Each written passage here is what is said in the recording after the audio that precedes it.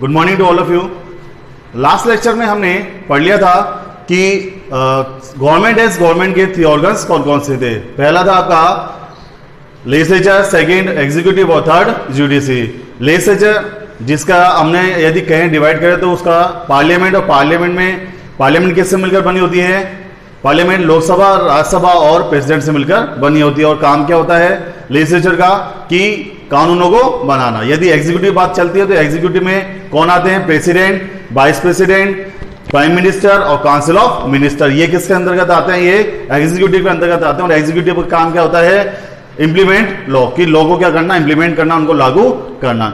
अब बात आती है जुडिशरी की। जुडिशरी में आता है आपका सुप्रीम कोर्ट। ये क्या होती है? न्यायपालिका होती है। ठीक है, जो जुडिशरी सिस्टम है, जुडिशरी सिस्टम को बनाए कौन रखता है? ये जुडिशरी न्यायपालिका बनाए रखती है। ठीक है, तो आज के लेक्चर में हम स्टार्ट करते हैं फॉर्मेशन ऑफ ऑर्गेनाइजेशन की। लोकसभा का जो फॉर्मेशन है वे फॉर्मेशन किस प्रकार से होता है, जिसमें फर्स्ट पॉइंट है आपका नंबर ऑफ मेंबरशिप कि नंबर ऑफ मेंबर्स की। लोकसभा के जो मेंबर्स है वो मेंबर्स कितने होते हैं? देखिए, हमारा संविधान जब बनकर तैयार हुआ था उस समय कहा गया था कि लोकसभा में मैक्सिमम जो मेंबर होंगे वो मेंबर होंगे 500। लेकिन बाद में गोवा दमनदीव एक्ट बना था 1987 में, और इसके अकॉर्डिंग क्या कहा गया था कि लोकसभा में मैक्सिमम जो मेंबर होंगे उन मेंबर्स की संख्या होगी 552। मतलब 552 से अधिक मेंबर नहीं हो सकते लोकसभा में। अब यदि इनको डिवाइड करते हैं 552 मेंबर्स को, तो 530 प्लस 20 प्लस 2 552। ये जो 530 मेंबर होते हैं, 530 जो मेंबर्स होते हैं, ये मेंबर्स कहां से इलेक्ट किए जाने हैं? 28 जो स्टेट हैं वहां से इलेक्ट किए जाने हैं। 20 मेंबर्स ये कहां से इलेक्ट किए जाने हैं? यूनियन टेरिटरी मतलब संघ शासित प्रदेशों से 20 मेंबर लिए जाने हैं। और ये 2 मेंबर लिए जाने हैं, इन्हें प्रेसिडेंट क्या करता है? इलेक्ट करता है। सॉरी, इन्हें प्रेसिडेंट नॉमिनेट करता है एंग्लो इंडियन। और ये कौन होते हैं? ये एंग्लो इंडियन वो होते हैं जिनमें से एक के माता या पिता एक भारतीय होता है और एक कहां का होता है? ब्रिटेन या ब्रिटिशर्स होता है, उसे कहा जाता है एंग्लो इंडियन। तो 2 मेंबर कौन इलेक्ट करता है? प्रेसिडेंट इलेक्ट करता है। 20 मेंबर कौन? ये यूनियन टेरिटरी से किए जाते हैं इलेक्ट। और 530 मेंबर्स ये 28 राज्यों से इलेक्ट किए जाते हैं। टोटल कितना हुआ? 552। यदि प्रेजेंट की बात की जाए कि प्रेजेंट में हमारी जो लोकसभा है, इस लोकसभा में कितने मेंबर हैं, तो वो मेंबर है 445 मेंबर प्रेजेंट में हमारी लोकसभा में है। जिसको यदि डिवाइड किया जाए 530 ये 28 राज्यों से प्लस 13 ये आपके यूनियन टेरिटरी से एंड 2 ये प्रेसिडेंट के द्वारा इलेक्ट किए जाते हैं। तो टोटल हुआ आपका 545 मेंबर्स। क्लियर? तो ये था आपका पहला पॉइंट, जिसका नाम था नंबर ऑफ मेंबर्स। अब सेकंड पॉइंट की बात करते हैं हम। ठीक है, सेकंड पॉइंट है आपका इलेक्शन, कि इनका जो इलेक्शन है वो इलेक्शन किस प्रकार से किया जाता है। देखिए, लोकसभा के जो मेंबर्स हैं, इन मेंबर्स का इलेक्शन किया जाता है। किस पर बेस्ड होता है? ये होता है यूनिवर्सल एडल्ट फ्रेंचाइज। मतलब एक ऐसा व्यक्ति जिसकी एज 18 वर्ष हो चुकी है और वह क्या कहलाता है? वह एडल्ट कहलाता है। ठीक है, इसे यदि हिंदी में कहा जाए तो यह कहलाएगा सार्वभौमिक वयस्क मताधिकार। ठीक है, एक ऐसा व्यक्ति जिसकी एज 18 वर्ष हो चुकी है और उसको मत मीन्स होता है वोट देने का उसको राइट प्राप्त हो गया है। ठीक है, तो ये कहलाएगा आपका यूनिवर्सल एडल्ट फ्रेंचाइज, या इसको बोलते हैं suffrage. Now a person who has attend the age of 18 years, जिसकी 18 साल एज प्राप्त हो चुकी है।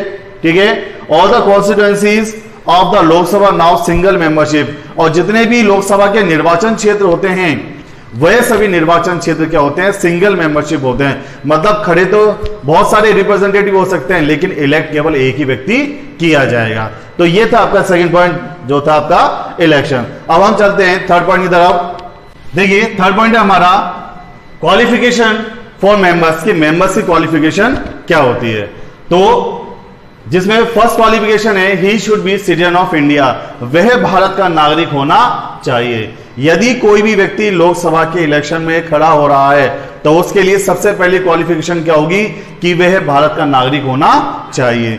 सेकंड उसकी क्वालिफिकेशन क्या होगी, he should be age of 25 and more, कि उसकी जो एज है वह एज मिनिमम कितनी होनी चाहिए, 25 ईयर्स होनी चाहिए और उससे अधिक होनी चाहिए। यदि कोई व्यक्ति लोकसभा के इलेक्शन में खड़ा हो रहा है, रिप्रेजेंटेटिव होना चाहता है, तो उसके लिए उसको मिनिमम एज कितनी होनी चाहिए, उसकी 25 ईयर्स होनी चाहिए और उससे ज्यादा भी हो सकती है।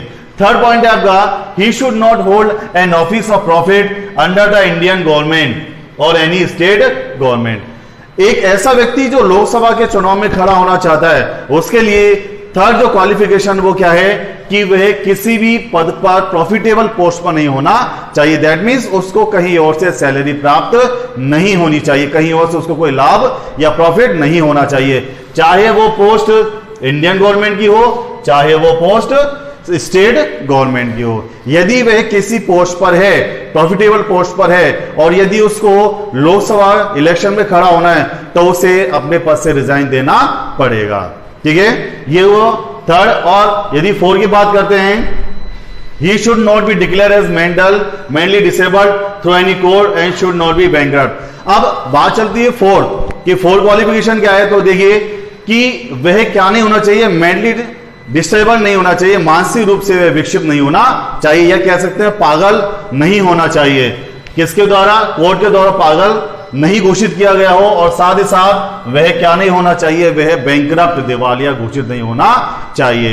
दिवालिया दैट मींस जिसका सब कुछ नीलाम हो चुका है उससे बोला जाता है बैंकरप्ट, या दिवालिया उसको बोला जाता है, तो वह व्यक्ति दिवालिया नहीं होना चाहिए। तो क्वालिफिकेशन में फर्स्ट पॉइंट है आपका जिसमें वह भारत का नागरिक होना चाहिए, उसके मिनिमम एज 25 ईयर्स होनी चाहिए। थर्ड, वह किसी भी प्रॉफिटेबल पोस्ट पर नहीं होना चाहिए, चाहे वो सेंट्रल गवर्नमेंट की हो, चाहे वो स्टेट गवर्नमेंट की हो। और फोर है आपका कि वह कोर्ट के द्वारा मेंटली डिसेबल नहीं होना चाहिए, और इंसॉल्वेंट या वह बैंकरप्ट नहीं होना चाहिए, दिवालिया घोषित नहीं होना चाहिए। तो ये था आपका क्वालिफिकेशन फॉर मेंबर्स। अब 4 पॉइंट की बात करते हैं, term.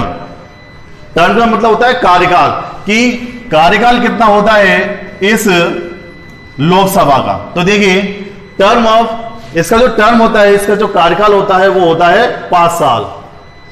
On the advice of prime minister the president can dissolve the Lok Sabha even before it's completion of tenure, कि 5 साल तो इसकी कार्यकाल होता है 5 साल, लेकिन 5 साल से पहले भी इसको समय से पहले भंग किया जा सकता है। किसके कहने पर, प्राइम मिनिस्टर के कहने पर। कौन कर सकता है, प्रेसिडेंट कर सकता है। यदि 5 साल से पहले भी यदि लोकसभा को भंग करना है तो प्राइम मिनिस्टर के कहने पर प्रेसिडेंट क्या कर सकता है, डिसॉल्व कर सकता है लोकसभा को।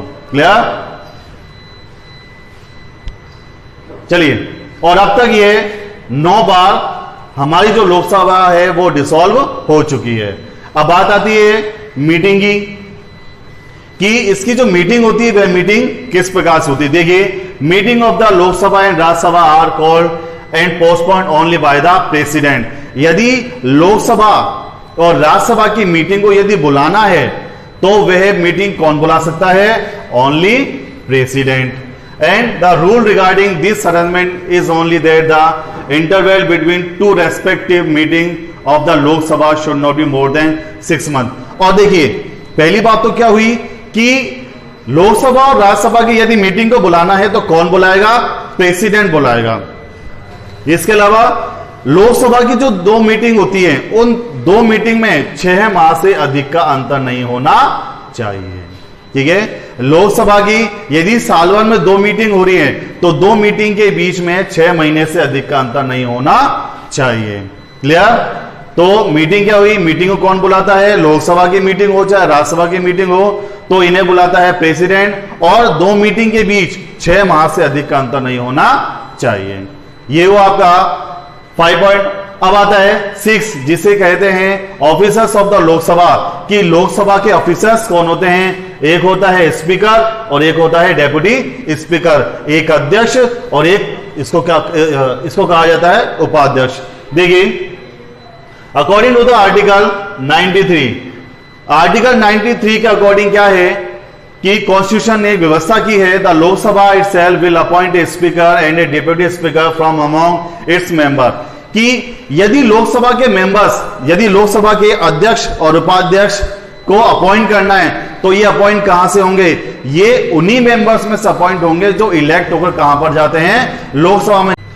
Speaker and deputy speaker can also be removed from their offices if a bill in this contest get passed with majority of present membership of the Lok Sabha.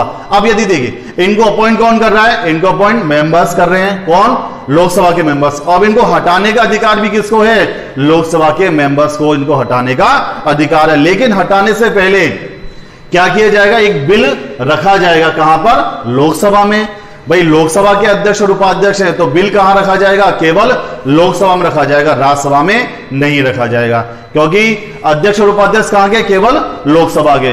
तो जब इन्हें अपने पद से हटाना है तो इसके लिए एक बिल रखना होगा, और बिल वह होगा मेजोरिटी से पास, मेजोरिटी होता है बहुमत। But this type of bill can only be presented in the Lok Sabha. A notice has been given regarding the presentation of such bill at least 40 days prior. अब देखिए, यदि लोकसभा के स्पीकर, डेप्यूटी स्पीकर को अपने पद से हटाना है तो हटाने से पहले उन्हें 14 दिन पहले उन्हें नोटिस देना पड़ेगा कि भाई हम आपको हटा रहे हैं, हम आपको आपकी पोस्ट से हटा रहे हैं। अब 14 दिन पहले नोटिस क्यों दिया गया, बिकॉज ताकि वह यह जान सके कि हमने ऐसा क्या किया कि हमें वो पद से हटाया जा रहा है। इसके लिए वो बहुत प्रयास करते हैं, 14 दिनों के अंदर उन्हें टाइम दिया जाता है कि आप अपनी जो सच्चाई है उसको आप पेश कर सकते हो, ठीक है। तो ये 14 दिन का टाइम किसके लिए दिया जा रहा है, स्पीकर और डेप्यूटी स्पीकर को दिया जा रहा है। According to the Constitution, the Speaker and the Deputy Speaker is entitled to wages and allowances as fixed by Parliament. और इनके जो स्पीकर और डेप्यूटी स्पीकर के जो अलाउंसेस होते हैं, वेतन भत्ते, जो वेजेस होते हैं, इन्हें पार्लियामेंट के द्वारा फिक्स कर दिया जाता है, ठीक है। तो ये वो आपका officers of the Lok Sabha, speaker and deputy speaker. Next lecture में हम पढ़ेंगे लोकसभा के जो स्पीकर है, इस स्पीकर के फंक्शंस क्या होते हैं, स्पीकर के कार्य क्या होता है। Thank you.